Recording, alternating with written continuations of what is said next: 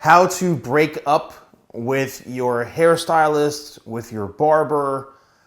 And the reason I'm doing this video is because yesterday I asked you all, where do you get your haircut? And I got, I'd like to still see comments on that video, but I got great responses, and I got one person or two people maybe saying like, I want to leave my person, but I don't know how to. So here's my thought process on this whole thing. As a professional who's worked on thousands of clients over the years, and I myself have had clients just suddenly disappear, where I've had, great relationships with them, known their families, shared personal information, really close friendships, and then all of a sudden one day they disappear. I'm like, they used to come in every 4 weeks, religiously, every 4 weeks. Where are they? A fifth week would go by, 6 weeks, 7. After like a month goes by, I'm like, what happened to this person? Like, they were telling me everything about their life and this and that, and next thing you know, they're just gone. And I've learned that as a professional, it's hard to rely on that they're going to be with you forever, okay? And that you're always going to, have them as a customer or a client. So it's hard even on the professional side to lose those friendships, to lose those relationships, not only from a business perspective, but these are people who you grow close to, right? You share secrets with them, they share secrets with you. You have great talks every time they come in. It's a really great relationship. But when they, as the client, just suddenly stop, give you no reason whatsoever, that's very traumatic to a professional, because you leave us wondering and leave us in the dark. Why did you leave? I've been making your hair look good for all these years. And so it turns out that I sometimes end up finding out reasons why. Sometimes it comes down to pricing. Like, I don't want to spend, $75 for a haircut. I don't want to spend $150 for a haircut. I just do it myself. I'm buzzing my head now. Or I'd rather go to a guy down the street who charges me $10 to shave my head and or something like that. So some of it's pricing, some of it's scheduling. You're not available when I need you to be. There's actually sometimes legit reasons, okay? So I've learned to accept that. And I'm no longer even seeing clients. I've retired from seeing clients, okay? So here's the flip side of the whole thing. How do you, as a client, leave your professional, whether it's a barber, whether it's a hairstylist? And I see so many comments and people here on YouTube, and even messages and emails I get from people saying like, my person or my barber can never get my haircut right, and blah, blah, blah, blah. I keep showing them pictures, but they don't know what to do. And I say, look, and they even said this in yesterday's video, you didn't sign a written contract with them, like a lease, saying that like you have a 3-year lease or commitment with that person that you have to go to them for 3 years straight, no matter how bad the haircut is. You, as the customer, as the client, have every right to stop going to that professional if you're unhappy. It's like if you have an appointment that day and you feel sick and you call and cancel your appointment. You called and canceled your appointment. You no longer have that appointment until you reschedule it. So you have the ability to just end the relationship at any time. You don't even have to face that person. If you have another appointment with them and you don't want to go, just call and cancel. Talk to the receptionist and say, hey, look, something's come up. I have to cancel. I'll call back to reschedule. Okay, no problem. Goodbye. Done. You never, ever have to go back to that person again.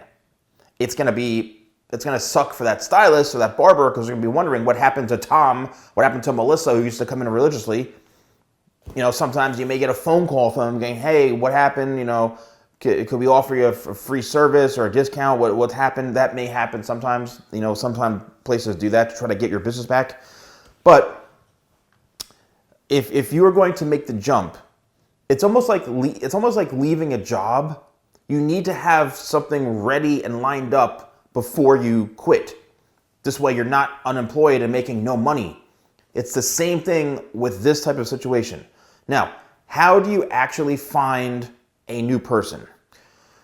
I mean, you have to use modern technology, AKA the internet or your cell phone.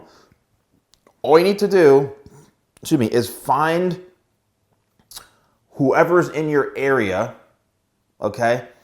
And you can simply do research, look at their social media, look at their website, look at reviews, see what kind of work they do. And if you see hairstyles that you like from a specific individual, there you go. Okay, that could be your person. Call up that place and book with that person. And just, maybe you can get them on the phone or talk to the receptionist and, hey, listen, I'm looking to switch to a new stylist or a new barber, and I was looking online and I saw, so-and-so, does he really do good work?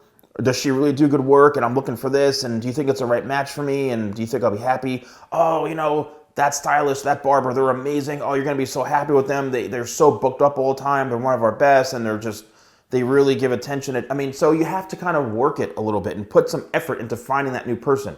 Now, this doesn't mean that you're going to get a perfect hair service.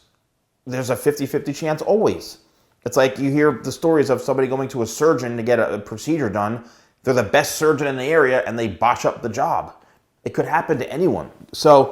But the chances are higher that you will have a better experience than what you're currently having. That's all you have to do. Don't be afraid to leave that person. They're not going to come find you and stalk you at your house and physically harm you or whatever because you stopped going to them. They already have so many other clients. This professional may feel a little like, what happened, especially if you had a good relationship, I felt so close to that person. You may get a phone call from them. You may get a phone call from the salon. What happened?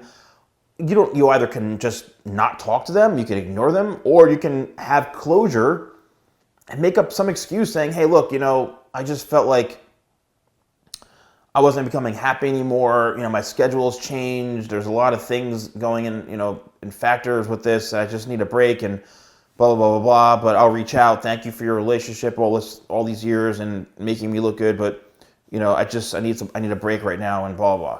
Okay, fine. If you can have some sort of closure, that's great. But you also don't even have to do that. Especially if you're going to some barber that, every 15 minutes they have somebody lined up. It may take them like 3 months to realize like, oh, I haven't seen Steven in a while. So the easiest part is not going back to that person. The challenge now is finding that right person to go to. And that's how I explained it before of the steps of what you can do. Okay. And that's it. Let me know in the comments below. Has this helped you? Have you broken up with stylists before? What did you do to get out of it? To end that relationship? If you're a professional, let me know if you agree on this, how you feel about the whole topic, because as professionals, it can be very emotional to a lot of us, and it sucks to leave us guessing. It's like being in a relationship and somebody breaks up with you and you don't know why. It's like, I've known you for 15 years. You've come in religiously every 4 to 6 weeks, and now you're just gone out of nowhere. Like, what happened? Are you cheating on me? Like, you know what I mean? So that's it. But let me know in the comments below. Don't forget, use code YouTube20. That's YouTube20 at shop.thesalonguy.com. Thanks for watching. I'll see you soon.